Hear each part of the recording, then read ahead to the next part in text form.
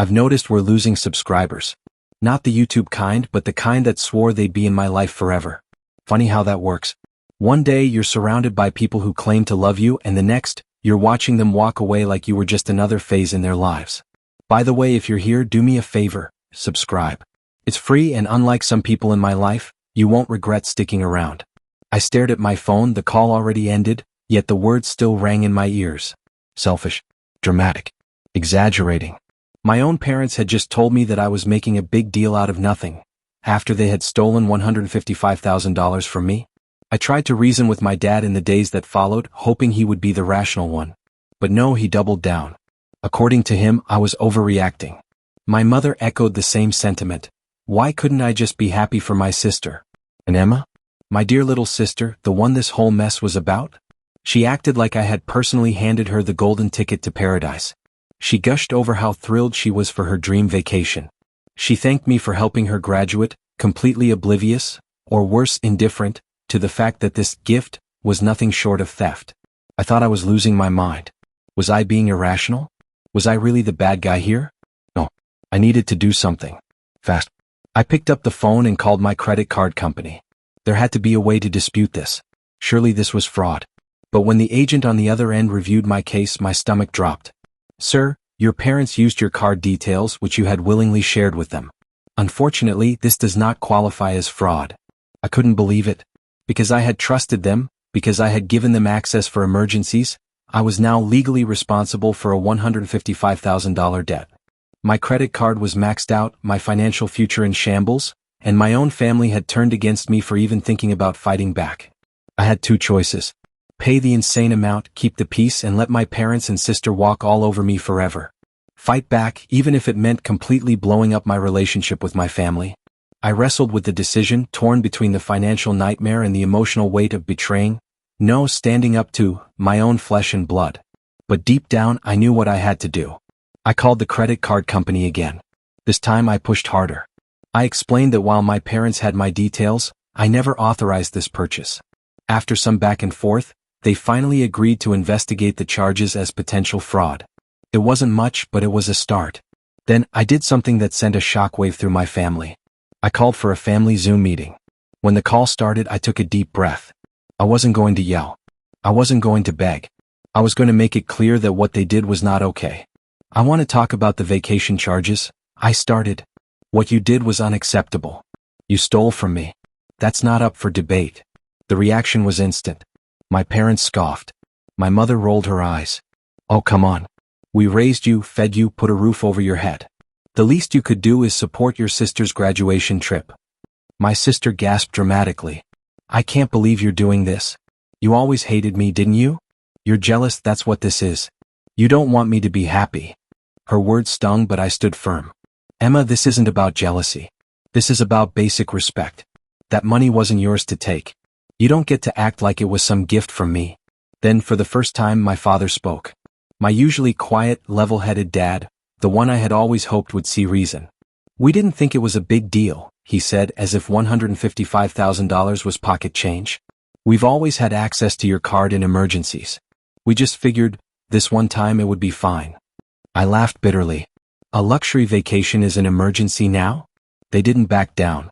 Instead, they were furious that I had reported the charges. They refused to cancel the trip. My mother even accused me of ruining Emma's graduation gift. I ended the call exhausted but resolute. If they weren't going to do the right thing, I was going to make them. I reached out to a friend of mine, one who happened to be a lawyer. When I explained the situation, his response was blunt. This is fraud. What they did is illegal. You have grounds to press charges. And you know what? Maybe it was time they learned that family doesn't mean free money.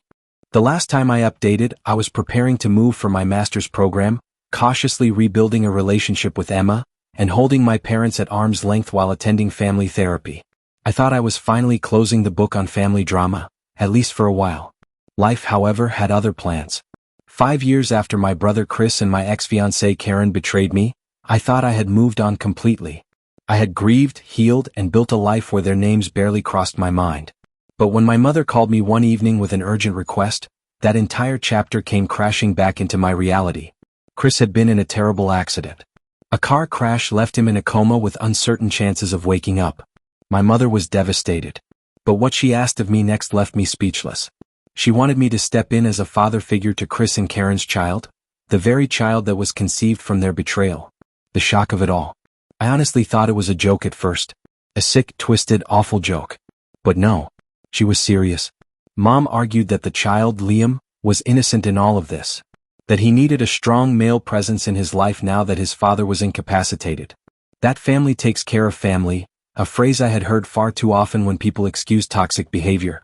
Karen had reached out to my mother, apparently distraught about raising Liam alone, and suggested that I should be the one to step in.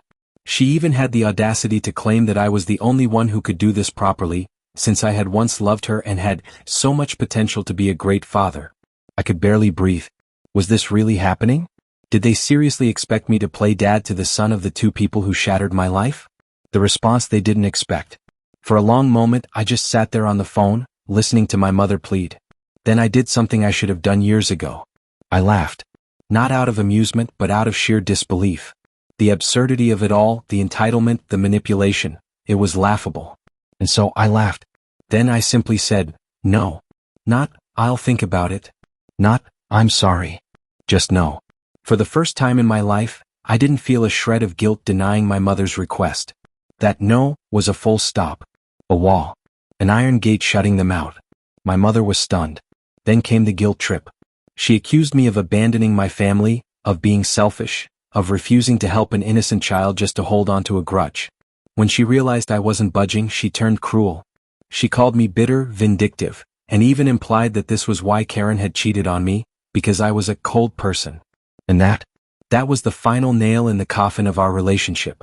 I told her as calmly as possible that I wasn't punishing a child, I was simply refusing to clean up their mess.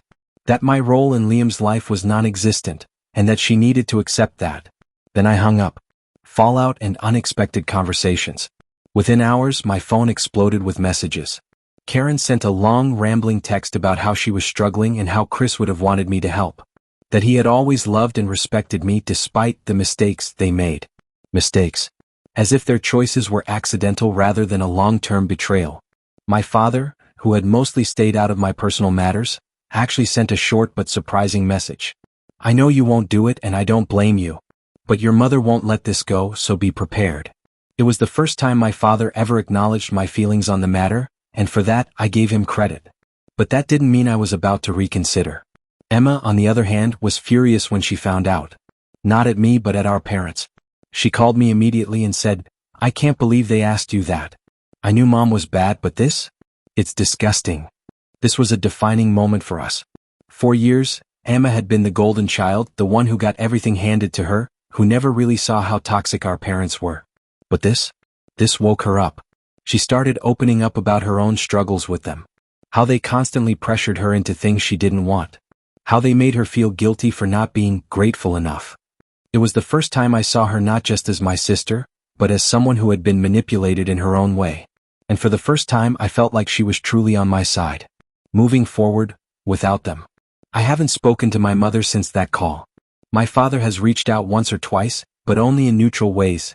Nothing about Chris, Karen, or Liam. I think he knows this is a line I will never uncross. Karen, thankfully, has stopped contacting me, though I suspect that's only because I made it abundantly clear that if she continued, I'd take legal action. Emma and I? We're closer than ever. She's been helping me pack for my move, and we've been talking more than we ever did before. It feels like, for the first time, we're actually family, one that isn't built on guilt or obligation but on mutual respect. As for me, I'm leaving soon for my master's program. I'm stepping into a future where I choose the people I surround myself with. Where I am not burdened by the weight of my family's mistakes. For the first time in years, I feel free. To anyone out there struggling with toxic family expectations, remember this. You don't owe anyone your peace. You don't have to set yourself on fire to keep others warm. And most importantly, you have the right to walk away. So that's exactly what I'm doing. And it feels damn good. Looking back, the betrayal wasn't just about losing Karen to my own brother. It was about how my own family stood against me, how my mother defended the betrayal, and how I was made to feel like the villain for simply refusing to accept it. 5 years ago, just a few months before my wedding, Karen and Chris sat me down. My parents were there too. I could tell something was off the moment I walked in, but I never could have imagined what was about to happen. Karen held Chris's hand as she told me she was in love with him. That she couldn't marry me because she and Chris were expecting a child together. The words barely made sense at first. The woman I was supposed to marry. The woman I had built a future with. The woman who had stayed with me, all while hesitating, all while secretly growing feelings for my brother, was now telling me she had chosen him over me. My reaction was immediate. I refused to accept it. I told Karen to come with me, to leave with me, to fix this mistake. I was grasping at straws, but I couldn't just let go of the life I thought we were building. And then my mother spoke. She shut me down in front of everyone, making it clear that Chris and Karen would be together no matter what. That it was their choice and that I needed to just accept it. The fact that she endorsed this betrayal still astounds me to this day. At least my father had the decency to look ashamed, to attempt, however weakly, to comfort me. But my mother? She openly took their side. She told me that Karen was pregnant, and that I had no right to disturb her in such a delicate state. As if I was the one causing pain. As if I was the problem in all of this.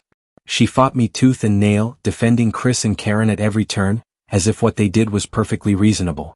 She didn't care that I was hurting, that my world had just imploded. She only cared about one thing. She was finally getting the grandchild she had always wanted. The aftermath. Karen's parents disowned her the moment they found out the truth. They refused to speak to her, to support her, or even acknowledge the child. My parents took her in immediately. While I was still reeling, still processing the destruction of my life, my mother was preparing a room for Karen in our family home. She was treating my ex-fiancée like a daughter while I, her actual son, was being pushed aside. The wedding, of course, was cancelled. My parents took care of everything financially speaking, but that didn't erase the humiliation, the devastation, or the sheer betrayal. And when I refused to accept what they had done, when I refused to play happy family, I was kicked out, cut off, completely erased from their lives. For 5 years I had no contact with any of them. The only one who ever reached out was my father, and even then it was rare. Emma and I weren't close back then. To me, she was still the golden child who had benefited from the same family dynamic that had destroyed me. I had lost everything in one day. And somehow, despite all of that, my family still expected me to forgive and forget when it suited them. A lesson in betrayal, strength, and moving on. If there's one thing I've learned from this painful chapter of my life, it's this. Loyalty is a choice, and sometimes even the people closest to you will choose themselves over you. I spent years blaming myself, wondering if I could have done something differently. But the truth is, when people show you who they really are, believe them. Family isn't just about blood, it's about loyalty, respect, and love. If someone betrays you and expects you to just accept it, remember, you have every right to walk away. Healing takes time, but cutting off toxic people is the first step. Don't let guilt keep you in places where you are not valued. Does this story resonate with you? Have you ever faced betrayal from people you trusted the most? I'd love to hear your thoughts in the comments. Like, share, and comment if you believe no one should ever have to go through this alone. Let's support each other.